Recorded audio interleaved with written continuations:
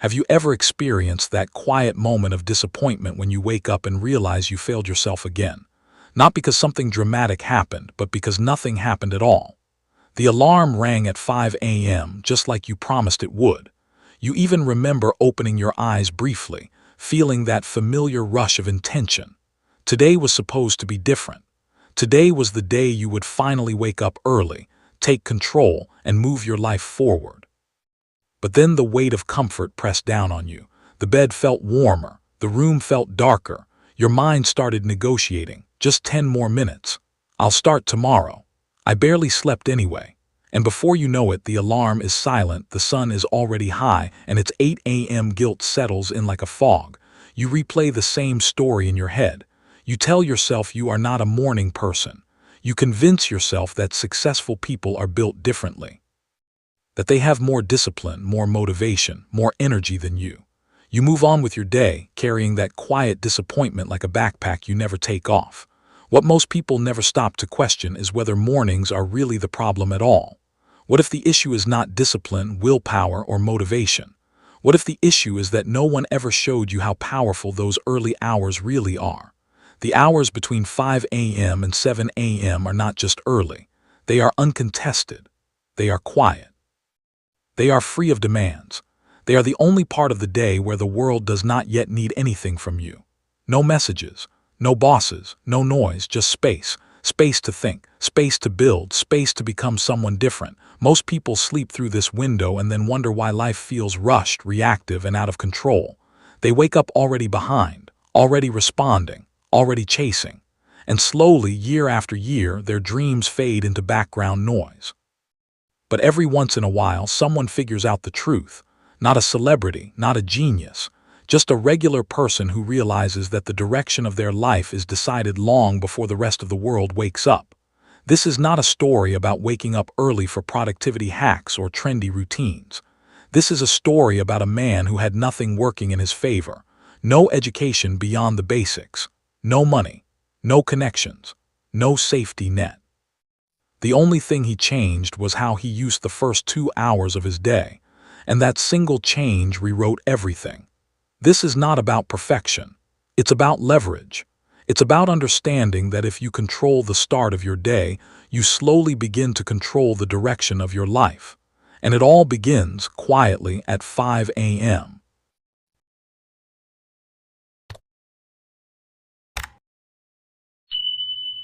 In a worn-out industrial town where aging factories ran day and night, and the air always smelled faintly of oil and dust, lived a 35-year-old man named Elias. The town itself felt tired, as if it had peaked decades ago and was now just repeating the same motions, over and over. Elias fit right into that rhythm. He worked as a night security officer at a storage and logistics warehouse on the edge of town. Every evening at exactly 8 p.m., he arrived at the gate, signed in, and began another long night of packing concrete floors and watching security monitors. Every morning at precisely 6 a.m., he signed out, stretched his aching legs, and walked home while the rest of the town slowly woke up. His paycheck barely covered the basics. Rent, food, transportation, nothing left over. He lived in a narrow one-room apartment above a closed-down shop, with peeling paint on the walls, a single window that barely let in sunlight, and a mattress placed directly on the floor. The ceiling fan rattled loudly but did little to cool the room. At night, streetlights flickered through thin curtains. His clothes were worn thin. His shoes were patched more than once. But the hardest part was not what he lacked physically. It was what he felt emotionally. Every morning on his walk home, Elias passed streets where life seemed to be moving forward without him. He saw parents sitting at tables eating breakfast with their children. He saw teenagers rushing to school, complaining about homework, unaware of how much opportunity surrounded them. He saw men and women stepping out in clean clothes, heading to offices, shops, and jobs that seemed to offer progress. And every time the same thought pressed into his chest. Why am I moving in the opposite direction? While everyone else started their day, his was ending. While the world built, he collapsed into sleep. He had tried to change things before. He sent applications to better jobs. He asked supervisors about promotions. The answer was always polite but firm. Without additional skills or education, there was nowhere to move him. At night, during slow hours, he sometimes imagined learning something new: accounting, computers, management. But imagination vanished the moment his shift ended. By the time he reached home around 7 a.m., his body shut down. He slept until 4 p.m., rushed to eat, and went back to work. Days blurred together. Weeks passed unnoticed. His mother, who lived in a small rural area hours away, called him every weekend. Her voice carried concern she tried to hide. "Elias," she would say, "you are working so hard, but your life is standing still." He always reassured her. "I'm okay, things will improve." But deep inside, he feared they wouldn't. He wasn't lazy. He wasn't careless. He was just stuck inside a system that consumed all his energy and gave nothing back. And every morning, as he lay in bed listening to the world outside wake up, he felt like time itself was slipping through his fingers. The thought that haunted Elias most was not fear but confusion. He could not understand why effort alone was not enough. He worked through the night while others slept. He stayed alert when his body begged for rest. He followed every rule, yet nothing improved. It felt like pushing against a locked door with all his strength, only to realize it was never meant to open from that side. Each morning, around 7 a.m., when he finally collapsed onto his mattress, exhaustion pulled him under instantly. He slept deep and heavy until 4 p.m., waking up groggy, disoriented, and already behind. The sun was already lowering. The productive part of the day was gone. His life felt reversed, as if he existed on the wrong side of time. While others built careers, relationships, and momentum, he recovered from survival. Over and over, the same question returned. There has to be another way.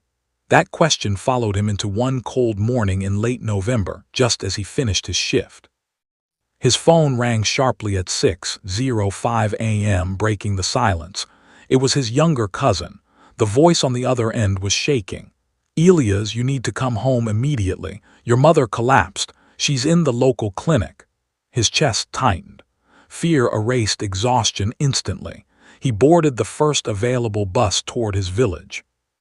The journey lasted nearly 3 hours, but it felt endless. His thoughts spiraled: regret, worry, guilt. When he arrived, the clinic was small and crowded. His mother lay on a narrow bed, pale but awake. The doctor explained that she had fainted due to exhaustion, stress, and untreated health issues. She needed medication, better nutrition, and rest. All things that required money Elias did not have. His mother took his hand, her grip weak but deliberate. "My son," she said softly, "I don't want to leave this world knowing you stayed trapped. Promise me you will find a way out." Elias nodded, unable to speak. After she fell asleep, he sat alone beside her bed, staring at the cracked walls, listening to the distant sounds of morning. When he finally stepped outside, the sky was beginning to light. The air was cold and still.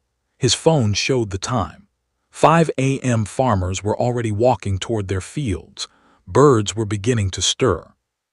Standing there in the quiet before dawn, something inside him shifted. Not sadness, determination. For the first time, the thought was clear and undeniable. If nothing changes, nothing changes. And right there, in the silence of 5 a.m., Elias made a decision that would quietly alter the course of his life. Elias did not understand it at the time, but that quiet moment at 5 a.m. outside the rural clinic was the first time he truly saw the world as it was, stripped of noise and excuses. The village still slept, wrapped in darkness, while a handful of farmers moved slowly toward their fields, carrying tools on their shoulders like they had done every morning for decades. The air felt different at that hour, cooler and cleaner, almost honest. There was no rush, no pressure to perform, no one watching. And in that stillness, Elias felt something he had not felt in years: clarity. He realized that for most of his life, he had been reacting instead of choosing. Reacting to schedules, reacting to exhaustion, reacting to circumstances he believed he had no control over. He had accepted that his nights belonged to work and his days belonged to sleep, never questioning whether that arrangement was slowly stealing his future. Standing there, he thought about his mother's hands, worn down by years of labor that never translated into security.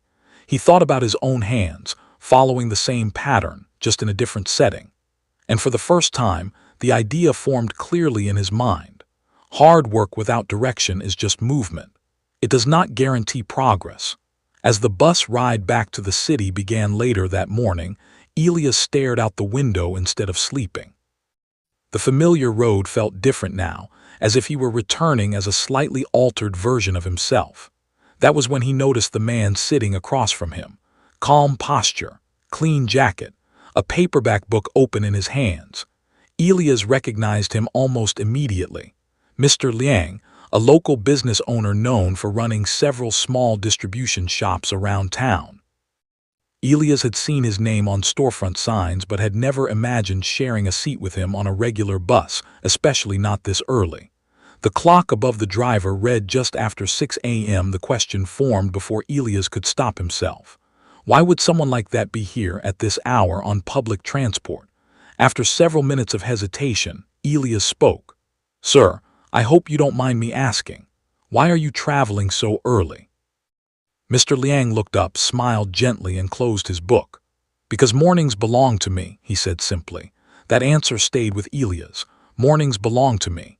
When Elias asked what he meant, Mr. Liang explained that he woke up at 4:30 a.m. every day without exception. Those early hours, he said, were when he read, planned, reflected, and thought clearly before the world demanded his attention. Elias asked the obvious question. "But don't you get tired?" Mr. Liang laughed quietly. "I sleep at 9 p.m. I get 7.5 hours. That's enough when your mind is calm." When Mr. Liang asked Elias about his own schedule and heard that he slept from 7 a.m. to 4 p.m., his expression shifted. Not judgmental, just understanding. "Then you are asleep when opportunity is awake," he said, "and awake when opportunity is asleep. That alone explains a lot." The words landed harder than Elias expected. Mr. Liang leaned forward slightly and lowered his voice. "Let me tell you something most people never learn. The hours between 5 a.m. and 7 a.m. are not just early, they are powerful. That is when you build the version of yourself that the rest of the day depends on." Elias felt something stir inside him, hope mixed with fear. He wanted to believe, but reality pressed back. "I work nights," Elias said. "I need sleep." Mr. Liang nodded. "Then change how you sleep. Sleep immediately when you get home, wake up earlier. It will be uncomfortable. But discomfort is temporary. Staying stuck is permanent." Before leaving the bus, Mr. Liang handed Elias a small card with a phone number. "If you are serious about changing your life," he said, "call me, but only if you are serious. Discipline is not popular. That's why it works."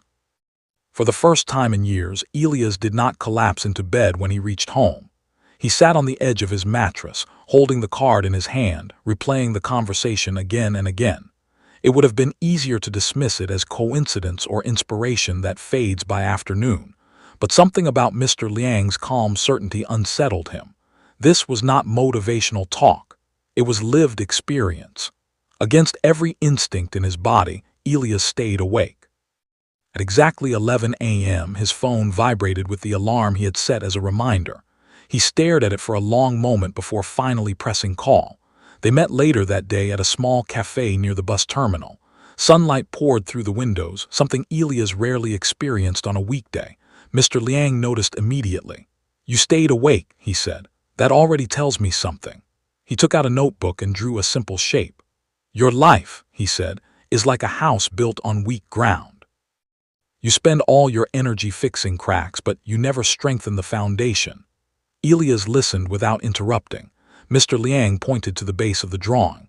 "From 5 a.m. to 7 a.m. that is foundation time, 2 hours each day, 14 hours each week, over 700 hours each year." He paused, letting the numbers settle. "That is nearly 3 extra months of focused effort every year. Most people give that time away to sleep they don't even remember." Elias felt embarrassed and inspired at the same time. Mr. Liang then laid out the structure clearly. No complexity, no tricks. Hour 1 from 5 a.m. to 6 a.m. was for skill building, not entertainment, not distraction. One practical skill that could improve Elias' economic situation: accounting, data entry, inventory management, anything useful and transferable. Hour 2 from 6 a.m. to 7 a.m. was for strengthening the body and mind. Movement first, walking, stretching, light exercise, then reading, planning, or practicing what he learned earlier. This is not optional, Mr. Liang said. This is a system.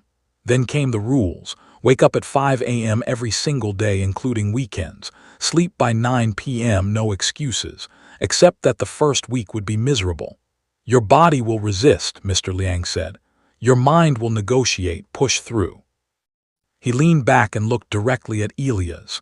Give me 90 days. If you show up every morning and do the work, I will help you move forward. If you quit, don't call me again. Elias felt the weight of the challenge settle onto his shoulders. Fear rose, but underneath it was something stronger, purpose. I'll do it, he said. Mr. Liang smiled slightly. We'll see. Everyone says that at the beginning. The alarm rang at 5 a.m. the next morning, sharp and unforgiving. Elias' entire body protested instantly. His eyes burned. His head felt heavy. Every instinct told him to turn it off and sink back into sleep. His mind offered excuses with impressive creativity. You worked all night.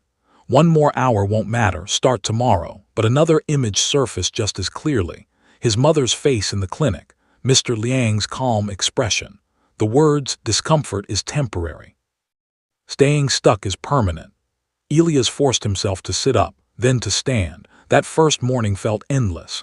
He sat at his small table, phone in hand, watching beginner tutorials on spreadsheet basics. The words blurred together. His attention drifted constantly, but he stayed seated. At 6 a.m., he stood up and walked outside into the quiet streets. The town felt different at that hour. Empty, calm, honest. His legs felt heavy, but the movement cleared his mind slightly. When he returned, he read articles about basic bookkeeping until 7 a.m., then collapsed into bed at 7 a.m. and slept until early afternoon. The cycle repeated the next day and the next. The first week was brutal. Elias felt constantly tired. He doubted himself daily. No one understood why he was doing this. Coworkers laughed when he mentioned waking up at 5 a.m. You already don't sleep, they said, but he continued. Around day 18, something subtle shifted. One morning, he woke up at 4:58 a.m., 2 minutes before the alarm. His body had begun to adapt. The resentment faded. In its place was focus. The lessons started making sense. Formulas clicked. Concepts connected. His walks became moments of reflection instead of struggle. He began to notice the sunrise, the stillness, the feeling of being ahead of the day instead of chased by it. By the end of the second month, Elias had completed multiple online courses. He felt sharper, stronger, more confident. People at work noticed the change. You look different, someone said. Elias smiled quietly. He knew why. He was no longer just surviving nights. He was building mornings. By the beginning of the third month, the change in Elias was no longer invisible. It had moved past mindset and into action. The skills he had been studying every morning between 5 a.m. and 7 a.m. were no longer just theory on a screen. He began to see problems around him differently, especially at work. The warehouse where he had guarded doors and monitored cameras for years suddenly looked inefficient to him. Inventory was tracked loosely. Records were scattered. Errors were common, and no one really took ownership of fixing them. One morning during his learning hour, Elias decided to apply what he had learned instead of moving on to the next lesson. He built a simple spreadsheet to track incoming and outgoing stock. Nothing flashy, just clean, organized, and logical. That night, during a quiet stretch of his shift, he tested it using real data. The difference was immediate. For the first time, inventory numbers actually made sense. The next day, Elias hesitated before showing it to anyone. Old habits whispered that it wasn't his place, that he should stay quiet and invisible. But the version of himself that woke up at 5 a.m. was stronger than that voice. He showed it to his supervisor. The reaction surprised him. Instead of dismissal, there was curiosity, then interest, then approval. "Where did you learn this?" the supervisor asked. Elias answered simply, "I wake up at 5 a.m. and teach myself." The spreadsheet moved up the chain, first to the warehouse manager, then to the operations office. Questions followed. Improvements were made. Elias found himself included in conversations he had never been part of before, not because he asked for attention, but because his work demanded it. He still worked nights. He was still tired. But now, every morning between 5 a.m. and 7 a.m., he felt like he was quietly stacking bricks toward a future that finally had shape. On the 88th day since Elias had begun waking up at 5 a.m., he was called into an office he had never entered before. The warehouse manager sat across from him, reviewing documents. Elias stood still, unsure what to expect. The manager looked up. "We're expanding our internal accounting and operations team," he said. "We need someone who understands the warehouse from the ground up and has basic data and bookkeeping skills." He paused. "That someone is you if you want it." Elias felt the room tilt slightly. 3 months earlier, he had been invisible, a night guard, replaceable. Now he was being offered a day shift role, office hours, twice his current pay, growth potential. When the manager asked when he could start, Elias barely managed to answer. "Next Monday," he said. That night, Elias called Mr. Liang. "I did it," he said quietly. 90 days. I didn't miss a single 5 a.m. wake up, and today they offered me a new role." There was silence on the line for a moment. Then Mr. Liang spoke, calm and satisfied. "Good, now don't stop." Elias laughed softly. "I won't. This isn't a phase anymore." A year later, Elias' life looked nothing like it once had. He worked days. He continued waking up at 5 a.m. not out of necessity, but respect for the habit that rebuilt him. He moved his mother closer to town and ensured she received proper care. He rented a modest but comfortable 2-bedroom apartment. He saved. He planned. He grew. When coworkers asked why he still woke up so early, he always gave the same answer. Because success isn't something you reach, it's something you practice. Elias' story is not remarkable because of where it ended. It is remarkable because of where it started. A tired man, a night shift, a small room, no advantages, no shortcuts, just a decision made quietly at 5 a.m., and that is the part most people miss. Change rarely announces itself loudly. It arrives quietly, asking for consistency, not motivation. Between 5 a.m. and 7 a.m., the world is still. No distractions, no interruptions. Your mind is clear. Your willpower is strongest. That is when trajectories shift. That is when futures are built. This is why leaders, athletes, and high performers protect their mornings. Not because they are special, but because they understand leverage. Winning the morning changes the day. Winning the day changes the year. And winning enough years changes a life. Now the story turns to you. Not next year, not when things calm down, not when motivation magically appears, tomorrow morning at 5 a.m. Set the alarm, put it across the room, decide what you will build during your first hour. One skill, one direction, one commitment. Then protect your 9 p.m. bedtime like it matters, because it does. You don't need talent to change your life. You don't need luck. You don't even need perfect conditions. You need consistency when no one is watching. Elias had less than you have right now, and he built everything from 2 quiet hours most people sleep through. The only real question left is simple. When your alarm rings at 5 a.m., who will you choose to be?